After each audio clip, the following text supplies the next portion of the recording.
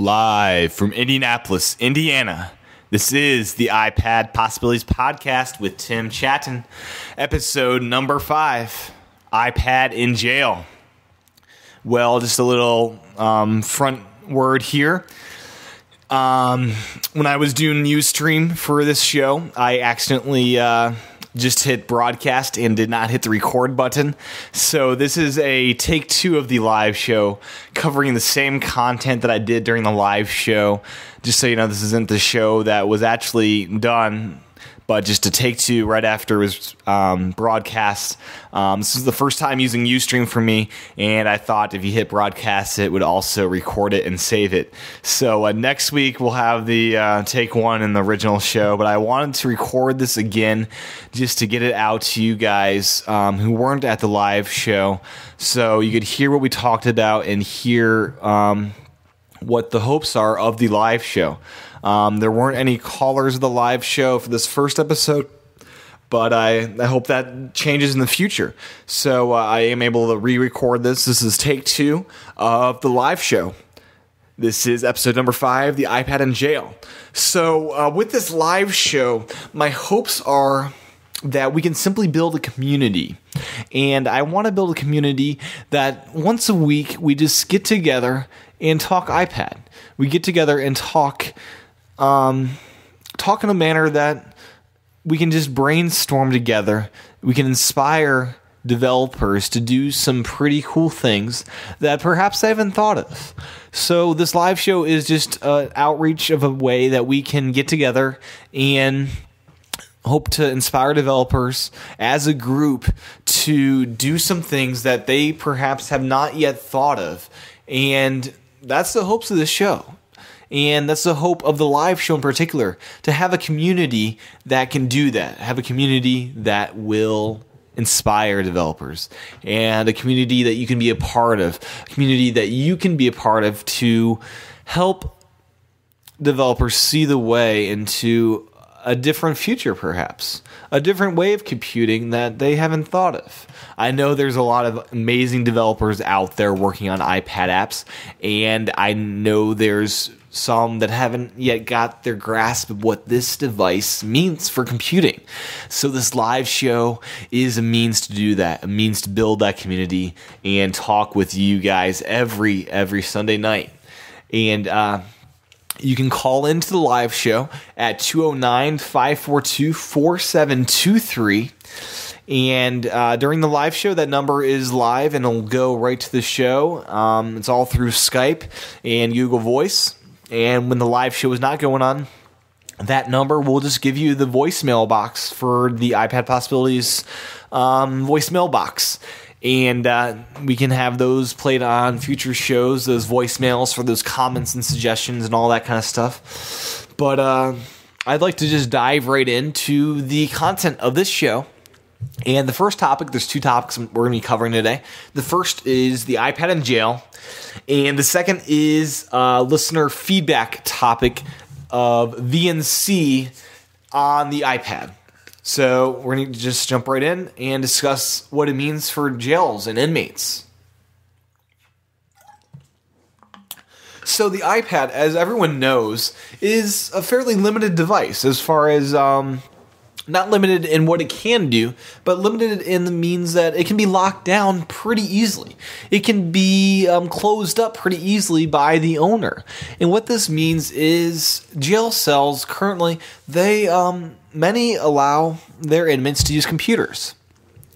And many, I would think, might let them use computers even more if there was a better way to make sure they do what they're supposed to do on these computers, if they are of lower cost, if they are of lower maintenance costs, lower setup costs, lower, if they were more accessible for, just general people to install and use. And I think the iPad presents an interesting scenario here, because what I'm thinking is with this lockdown nature, you could limit what apps go on this device. So you could put just the apps that the jailer wants for the inmate to use. they would have no access to anything except what they were told that they could have access to. And this includes the web. They could get rid of Safari and instead make their own web browser that limits the content of what they can find on the internet. So with that, it's think of it as a way that they can use the internet, but it blocks and restricts their usage so they can't find how to make a bomb from stuff you find in a prison and stuff like that. So they could make a web browser that limits them to content that is suitable for an inmate, basically. And I think that's a pretty cool idea because currently with computers, you can limit that kind of stuff, but it takes some know about. You could, with the iPad, instead simply create an application that is designed solely for this instead of using plugins and things like that perhaps might not work as well or perhaps just are harder to set up. You could also design, different kinds of apps that are just meant for jail usage. For instance, you could have a communication app that is designed for in-jail usage and that can monitor how they communicate with people, who they communicate with, either via AIM or Skype or different things like that. And so there's a wide variety of different apps that I could see being used in prisons. I haven't done my research enough to know what they currently use computers for in jails, but I think there's a lot of usage there. I think it's really cool that I can see them building these into walls. So you could have walls that just have iPads built into them that inmates can go to and access whatever they need to access really quickly, really easily, no big deal. And what this would provide is lower maintenance cost, right? So with computers, you have to clean them up every now and then. You have to get rid of viruses. You have to re-image the computer every now and then. With the iPad, in the nature of how it's set up, it's so you don't have access to the underpinnings of the OS. And when you have access to the entire operating system, as you do on a desktop OS, things can get messed up, and inmates can do that on purpose. So with that, I think it's really exciting to see what will happen when, more restrictive environments start using this. I can see corporations starting using this for just lower IT costs, right? Because with the iPad, the IT costs are just going to go down phenomenally because there is a lot less struggle with using the device. You're just simply interacting with it and using it as you need to. And I can see corporations using it for a similar manner, just lower maintenance costs, lower a better ease of use, and all of those wonderful things that come from using a locked down device such as the iPad. So those are just some of my thoughts regarding the iPad in, a jail scenario, in a more restrictive environment scenario, in, say, a government scenario where you're not allowed certain access to things because it's national security. With the iPad, there's no camera on it. It's a national security. You could create an iPad for people that normally can't have computers in their workspace. More restrictive environments where things are secret, are secure. The iPad, I think, will be a great solution for many people in that scenario. So with that, I'd love if you could send your feedback about this topic. I think it's pretty intriguing. I'm not sure if you guys think it is or not. I hope you do. But just send your feedback and what you think about using the iPad in more restrictive environments like the government where national security is an issue, in jails where it needs to be locked down, and scenarios like that. So send those comments and feedback back to 209-542-iPad, and that's 4723 for those that without the alphabetical keyboards on your phones. And also send those comments into iPadPossibilities@gmail.com. And I'd also like to go on to our next topic now. And this topic is simply a VNC. And this is screen sharing. So you can interact with regular desktop computers through the iPad. And the reason I'm addressing this issue this week is we received a listener feedback by Dorje Silas on this. And he left that on February 21st. And with that, it was in response to the music education episode that I did with Dr. Tim Brimmer. And his question here, I'm going to read it back, is my real question and possible topic for later iPad possibility shows is how well the iPad will be able to run and utilize thin clients. The iPod Touch and iPhone already have a remote desktop and VNC apps. It is if the iPad can run similar but faster and better apps, then I see it as quite a possibility to link up that with the household PC tower and let that drive more powerful programs and even Flash if needed. So that was the question that I was asked earlier, and I hope to address that in this part of the episode here. And that's a great topic. I hadn't really put too much thought on this earlier, but after I got that question, it got me thinking, what could you do with this device, this iPad, when you're running VNC on it? When you've got some powerful applications that will utilize all of the great functionality of the iPad. So here are my thoughts here. Well, one thing that I think the most appealing thing about the iPad when I first saw it was screen size and speed. So with that, it plays perfectly well into this VNC app question. And my scenario, I'm going to throw this scenario out. Let me know what you think about this and feedback. But say in the future, say 2 years in the future, I mean, it could be today, even if iPads are released. But say 2 years in the future, 3 years in the future, when you're up for replacing your computer, say you replace it with a Mac Mini, and you don't want to have a display for that Mac Mini. Instead, you simply want to have that Mac Mini and just put it in a closet somewhere. Put it out of the way so you don't see it. There's no clutter. You can have all the external hard drives you want hooked up to it. And it's just sitting there all running all the time and ready to go, hosting your media as a server and all of that kind of information. And it's just up and running. And you use the iPad now as the way you interact with that device, that Mac Mini.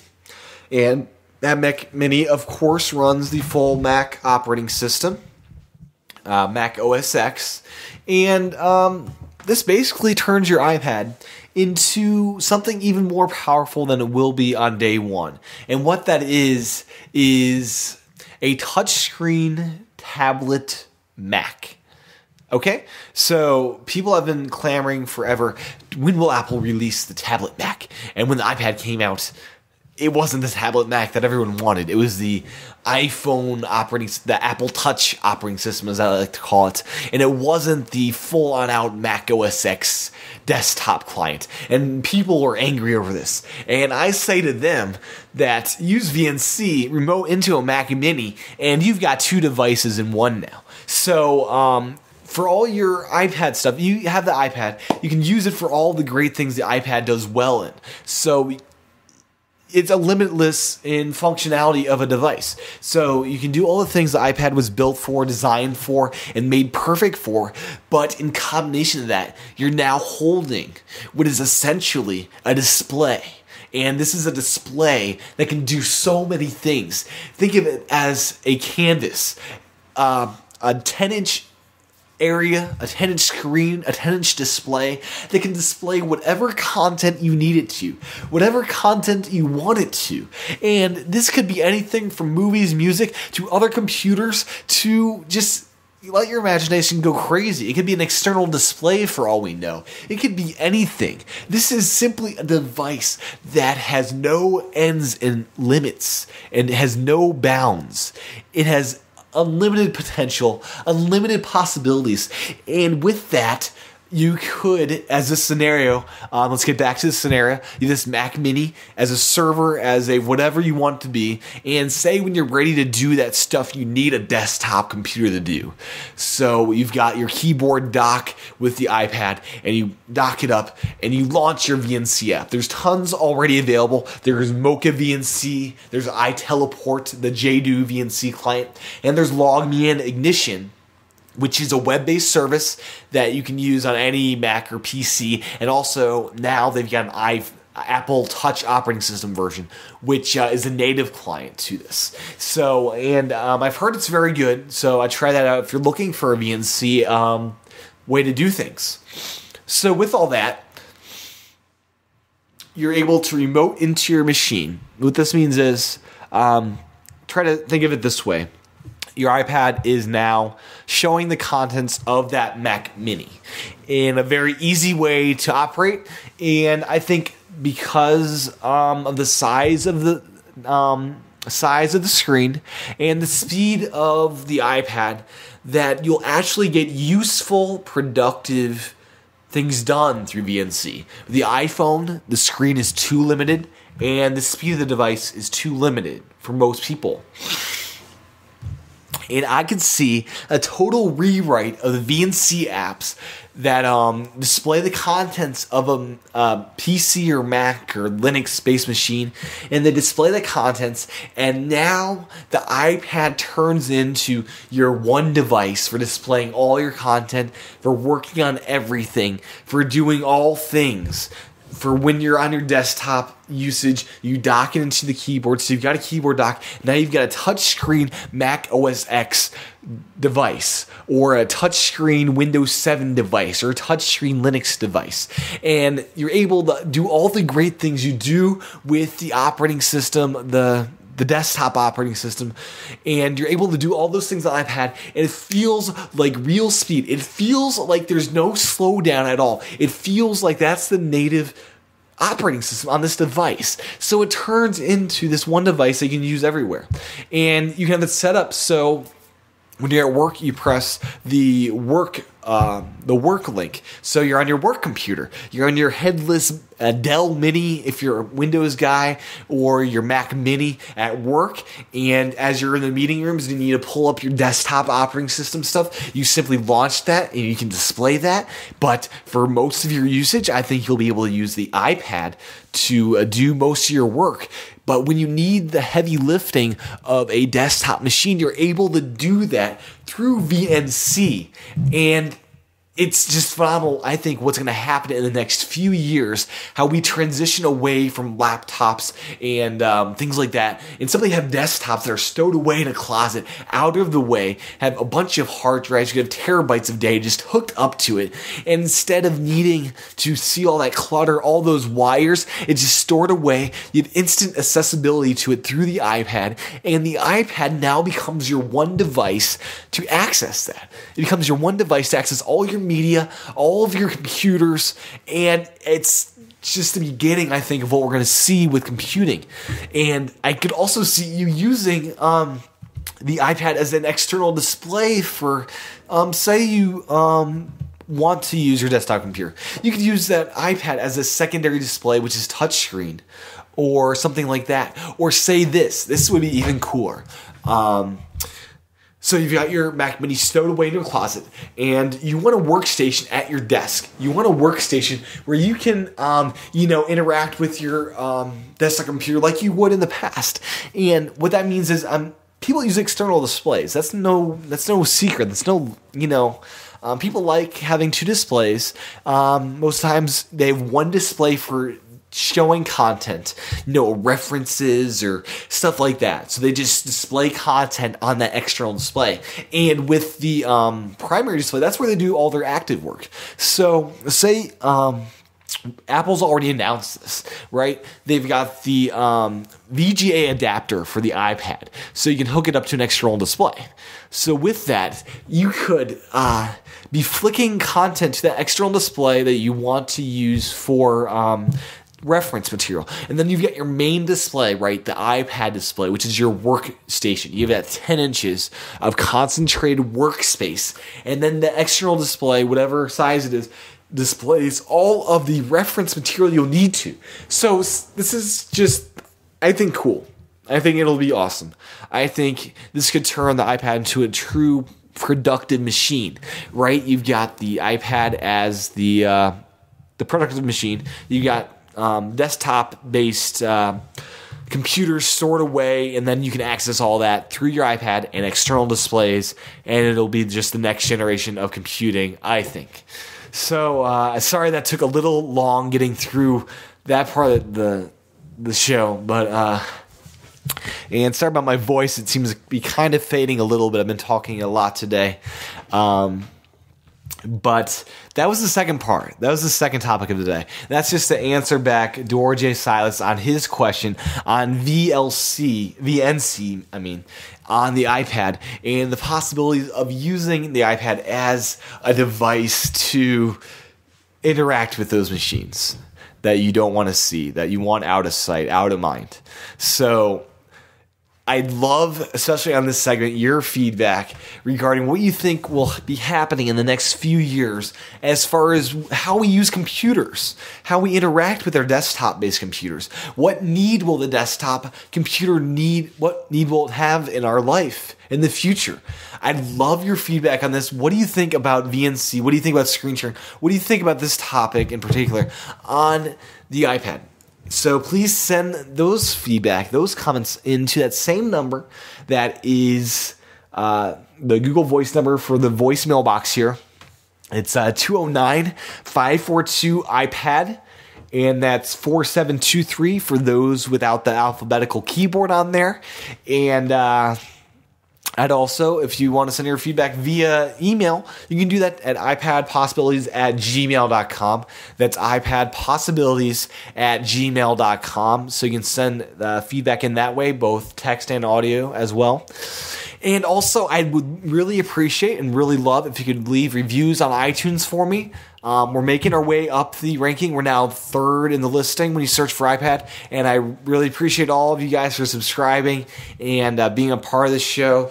So just please leave a review. That's one of the best things you can do to support this show. And another thing you can do to support the show is go to the App Store and download the iPad Possibilities podcast app. It's available for $2.99. And with that, you'll gain early access to all the shows. You'll get the Thursday show, the studio show released on Wednesday, and you'll get the live show, which is normally released on Tuesday for everybody else. You'll get that on Monday instead. And I'll also be throwing in some extra goodies for you guys as well, extra content, extra audio. So that's another way you can support the show. So to support the show, simply get the iPhone or iPod Touch app and send in those reviews and really just become a part of the show. Send in your questions, comments, and audio feedback as well. So that's all I have for you guys today. This was and is the iPad Possibilities Podcast, live from Indianapolis, Indiana. We will talk again soon. Bye-bye.